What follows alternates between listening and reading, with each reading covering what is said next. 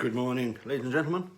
Just 1 week now to wait until the start of the process of Kathleen Zellner putting the state of Wisconsin out of its misery.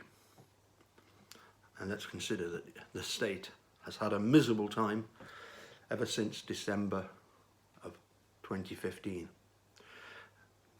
One only has to consider the desperate messages that even I sometimes get from some of the guilters, trying desperately in their pathetic ways to tell us, you've been duped by a documentary. No, we watched a documentary, we then went out and found out some of the facts ourselves. Mostly though, Kathleen Zellner has led the way magnificently, despite the corrupt efforts of Judge Angie Sukovich. It also means that obviously the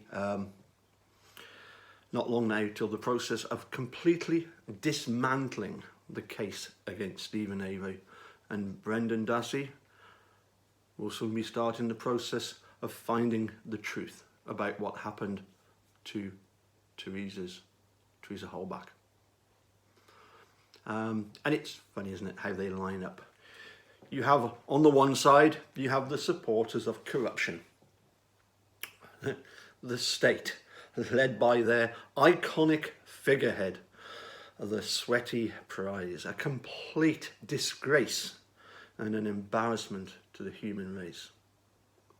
On the other side, you've got supporters of the truth, led by Kathleen Zellner. In the corruption corner, the state are supported by their so-called experts, Colleen Eisenberg, etc., etc. Comical characters. Whereas in the truth corner, leading world experts.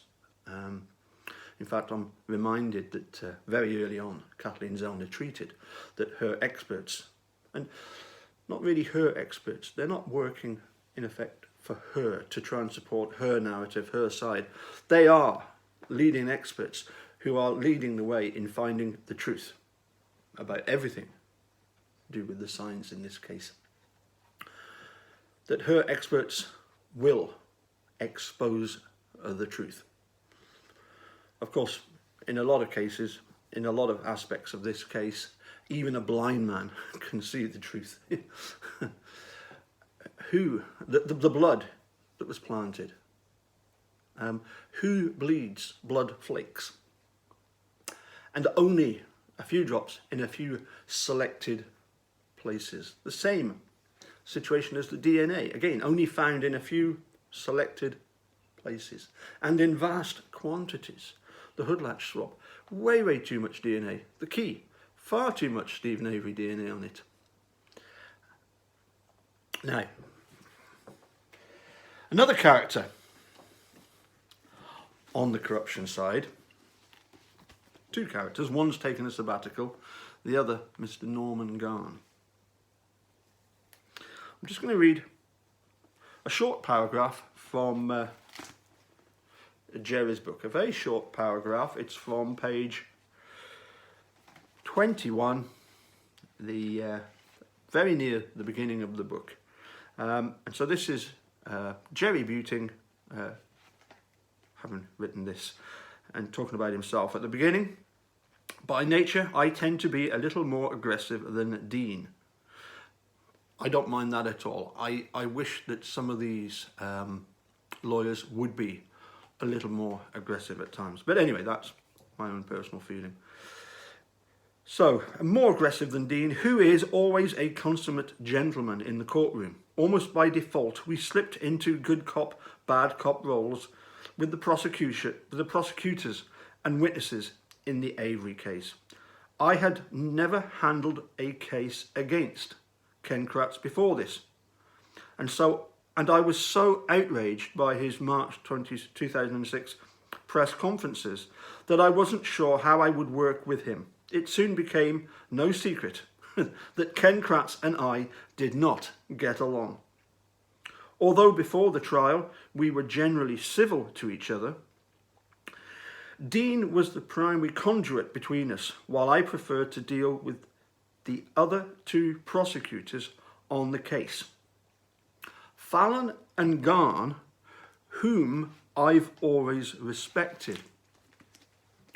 And I'm just wondering, Jerry, if maybe you'd like to do a revised version of your book and tell us exactly what you now think of Fallon and Garn. You used to respect them, but now that you've discovered that behind your back, you and Dean set up with the Judge Fox, that evidence was to be preserved. They went behind your back and handed back evidence that should have been preserved, that should have been notified to Steve and his attorney at the time, that that's what they were doing. As I say, I wonder what your thoughts on Mr. Fallon and Garn, particularly Norm Garn. That is absolutely disgraceful that he wrote the legislation and then he himself, who knows perfectly well what that legislation is, goes and hands back the bones. There's just so many things wrong about this case. 80 more things. I think Fen and Julie could be going for a long time. 80 times 80 more things, more like. Anyway, that's really all I wanted to say today. Well, I suppose just again, going back to Norm Garn, I doubt whether he's going to be invited into the Centre for Integrity of Forensic Science that Dean and Jerry helped set up with, I believe, Keith Finlay. I can't imagine him being invited to that particular party. Anyway, as I say, just wanted to keep it really quick today. To all the people that add comments, thank you very much. To all the guilters, please keep on sending your comments as well. I do like a good laugh. I really do like a good laugh at some of the comments. Charles Darwin, Ken Kratz, you have a wasted talent. You should be a stand-up comedian. Bye for now.